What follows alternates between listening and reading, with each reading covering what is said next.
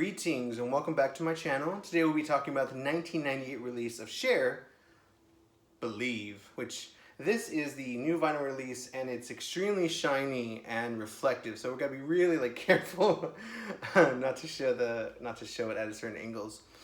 This album came out in 1988, and a little backstory: Cher was one of the biggest stars of the 60s and 70s. But by the late 70s, she started seeing a decline in sales and such. Still a big icon, very famous, but not as many hits. If you look at her 70s tracks, she has like Gypsies, Tramps and Thieves, Dark Lady, Take Me Home. But then she had a few flop albums such as Stars and Cherish, which I love Cherished, by the way. I'd love to have Cherished on vinyl. I've never seen it. And then she went disco with Take Me Home, which was a top 10 hit for her. She followed it up with Prisoner, which was not a top 10 hit for her. And she had some albums of varying success, such as Black Rose, which didn't do very well, and I Paralyze, which is this new wave type rock album, definitely like the predecessor to her 80s comeback. When she did come back, it was big, because she came back in 87 with 3 movies, won an Oscar, and had major success with her album Cher, which had songs like I Found Someone and We All Sleep Alone. She followed that up with Heart of Stone, the album, which had Just Like Jesse James and If I Could Turn Back Time, which was a massive hit for her. I think everybody might know If I Could Turn Back Time.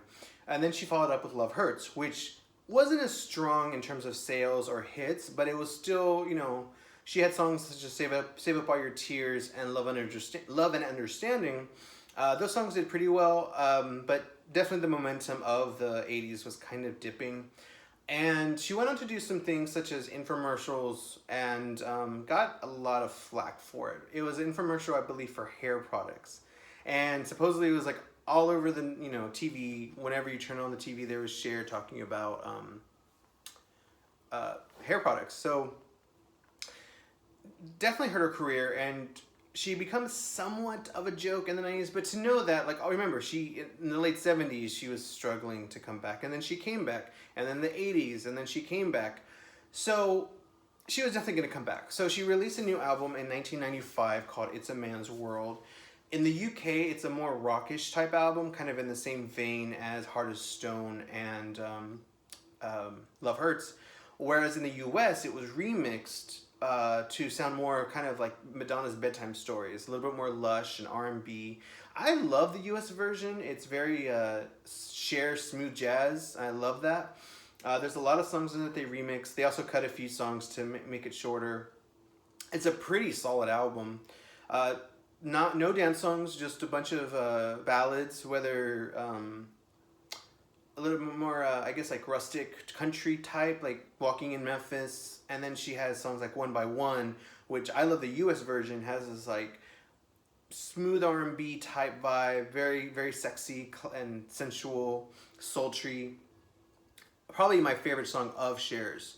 So definitely check that one out. It's not on vinyl. I think it's that album and Living Proof, which was after this, are the only Cher albums not on vinyl. But hopefully one day they'll get released. But It's a Man's World did not do very well in the USA. She got some promo out of it, but no hits. And by then, I think music was...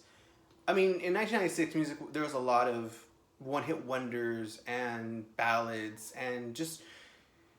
It was definitely hard to be an artist of the 80s in 96.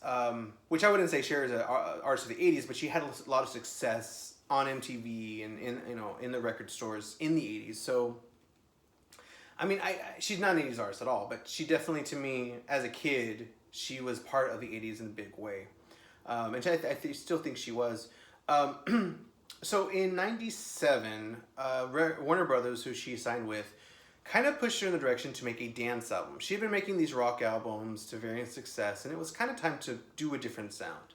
And a lot of people attribute that whole dance revival thing to Cher, although I would argue that Gloria Estefan did that. In 97, she released her Gloria album. 98. And that album was a disco, neo-disco, fun, pop, Eurodance house album, very lively, very energetic, and just an amazing album. It didn't do extremely well, but I think it kind of got the ball rolling, the bar. um, and it kind of led to Cher doing, Believe, and then kind of Minogue with Can't Get You Out of My Head. It was definitely like reintroducing dance music to the mainstream, which had been gone. I mean, there were certainly one-hit wonders who had some, hits in the 90s, of course, in the late 90s, but it wasn't a strong like theme for the divas to do dance music for some reason. I mean, of course, they still had remixes, and there were some dance songs by like Diana Ross and Aretha Franklin, but even like Madonna's previous album, Bedtime Stories, didn't have any like club bangers, as people call them. And she was doing a video. It was just a different time. Basically, dance music was kind of dead-ish.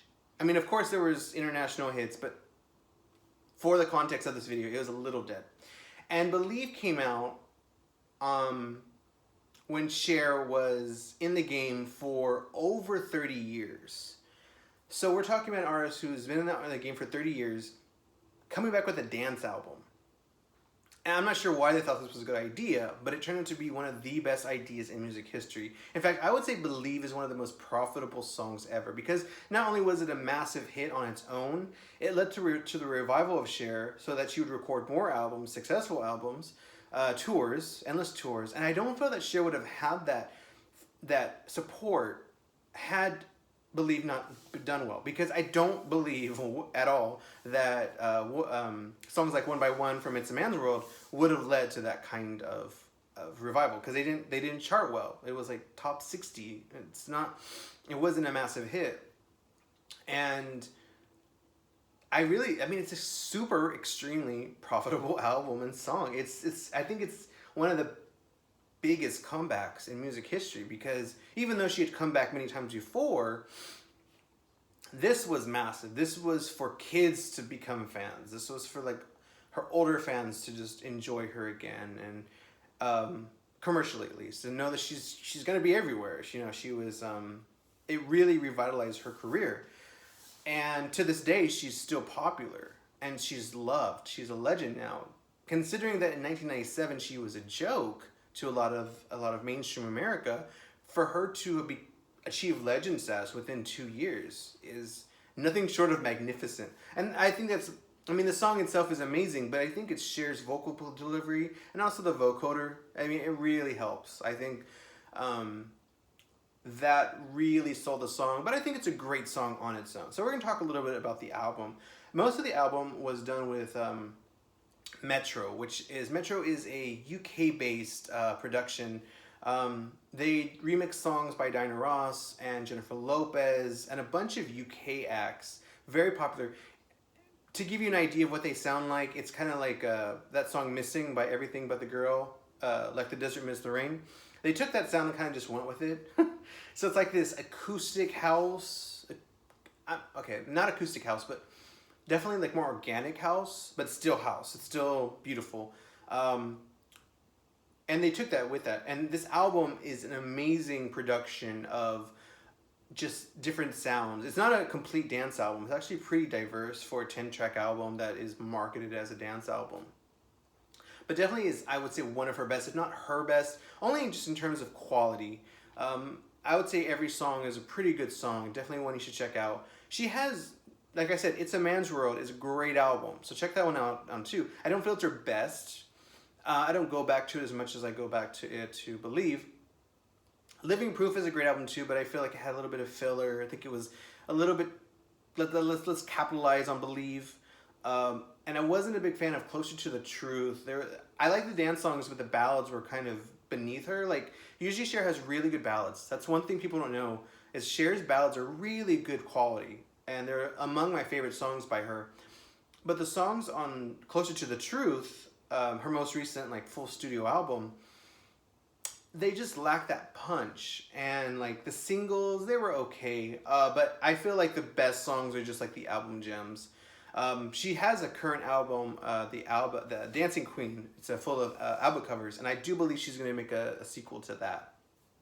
It's just been really successful for her, especially because she's on the what's it called, Mamma Mia 2. She's on that movie, and so basically my thing is that she had a huge comeback with this album because not only is she like an icon. I mean, there's a lot of icons, but she's making hits to this day, like selling albums and tours, everything. So this is just a very important album to her career. And the thing about it is about Cher is I love Cher, but there's always been a little bit of like it feels like she doesn't completely have control over her music career a lot of times, except for like in the mid '80s to like '90s. But like her '70s stuff, it just seems like a collection of songs.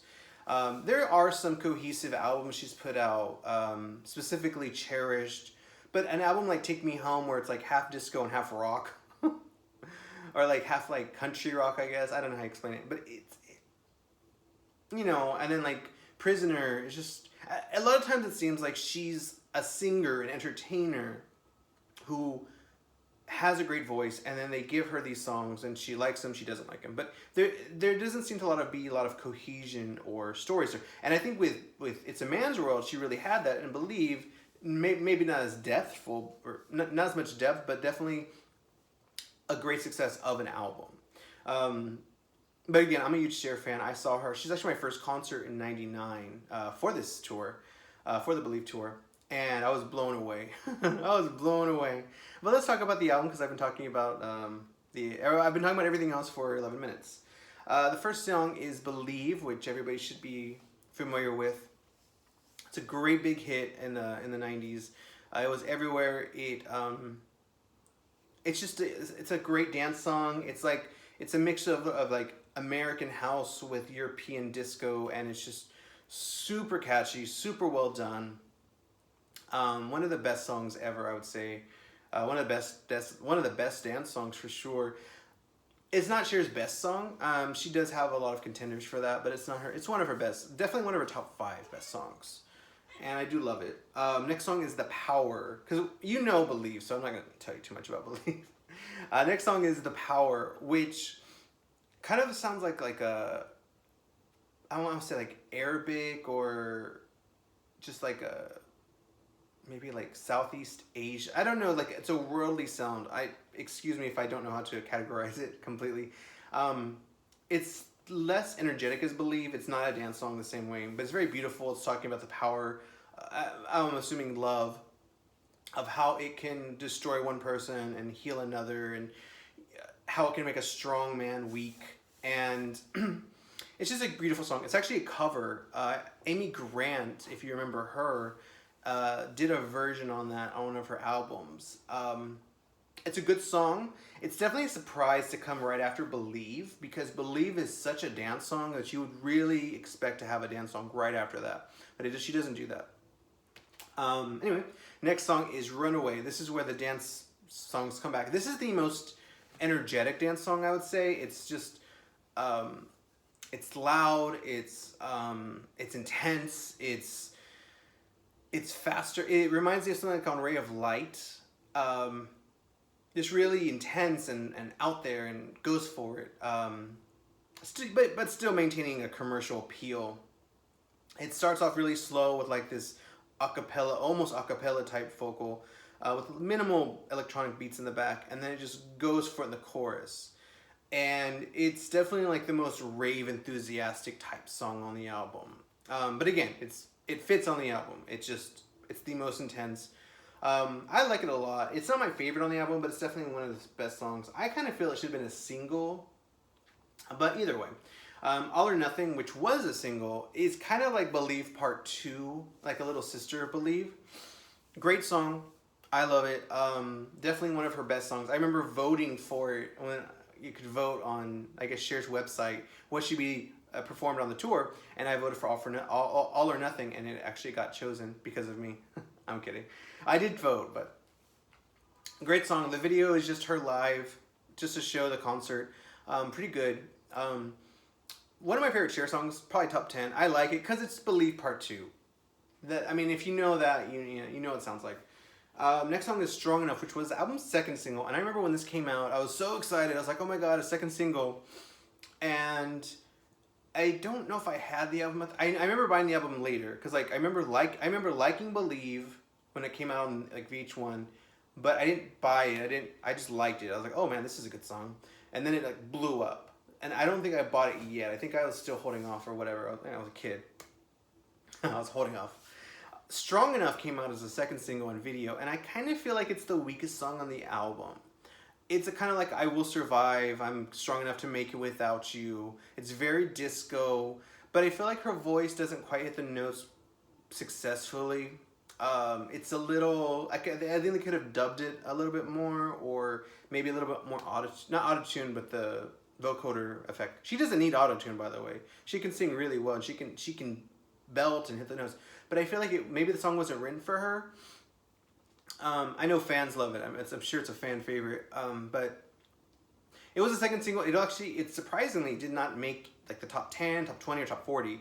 I think it was like number 54 or 52 on the charts, and it kind of just went away. It's still considered a hit, like follow up, but it wasn't. I'm sure they wanted something bigger. It's very different from Believe. Believe is very Euro disco / American House.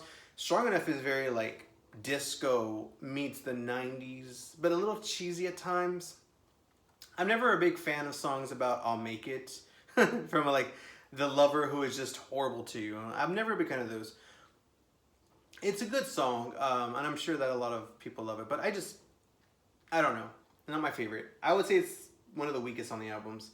The next song is Dove l'amore, which came out as a single as well. Originally, she was going to get Madonna to direct the video, and there was actually talks about it. Like, it wasn't just a rumor, but it never happened. And then it went on to get directed by somebody, and it's a flamenco type song, very, very Spanish guitar. Very well done, very beautiful. Has this and then the guitar is so beautiful. It's a dancier song, but it's not a dance song. It's just something you could dance to, if that makes sense. Like, it has a beat, it has a rhythm.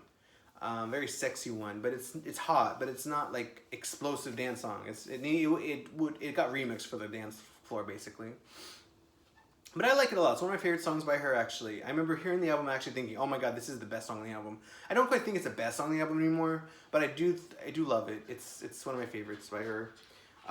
Next song is Taking Back My Heart. Oh, you can see the thing. Taking Back My Heart is kind of like One by One, where it's like smooth jazz Cher. It kind of sounds like something you listen to like on the Weather Channel.